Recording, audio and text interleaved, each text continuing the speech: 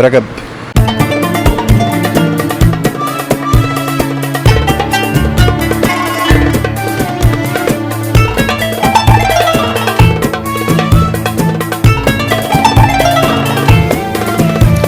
اهلا وسهلا.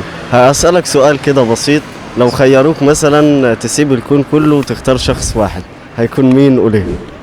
هيكون مين؟ شخص واحد شخص واحد وليه؟ غيري انا. كنت هقول انا. كنت هقول انا. لا غيرك انت. غيري انا اختار الشخص اللي انا احبه. مش دلوقتي، ممكن بعدين، بس اكيد الشخص اللي هتكون بتحبه بجد ويكون هو متوافق معاك فكريا ومتفاهم معاك، اعتقد ده الشخص اللي انت اعتقد هتبقى. مفيش حد دلوقتي؟ ايه؟ مفيش حد دلوقتي؟ مفيش حد دلوقتي، لا مفيش لحد دلوقتي، مفيش حد. بس لو في اعتقد يعني، وانا عارف ان انا رزق قليل في موضوع الحب ده، بس لو في يعني اعتقد هتبقى هو ده الشخص اللي انت محتاج ان انت تكمل معاه بقية عمرك. مش شرط حب على فكرة.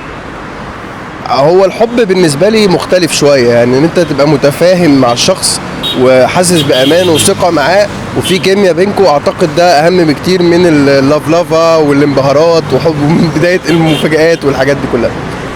البدايات ربنا يرزقك ويرزقنا كمان معاك. يا رب يا رب، يرزق الناس كلها يعني. يا رب. الحب ده اجمل حاجة في الدنيا.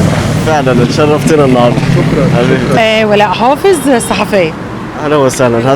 هسأل حضرتك سؤال، لو حضرتك مثلا انا قلت لك اختاري شخص واحد في الكون كله، هيكون مين وليه؟ شخص واحد، بابا الله يرحمه. طب ليه؟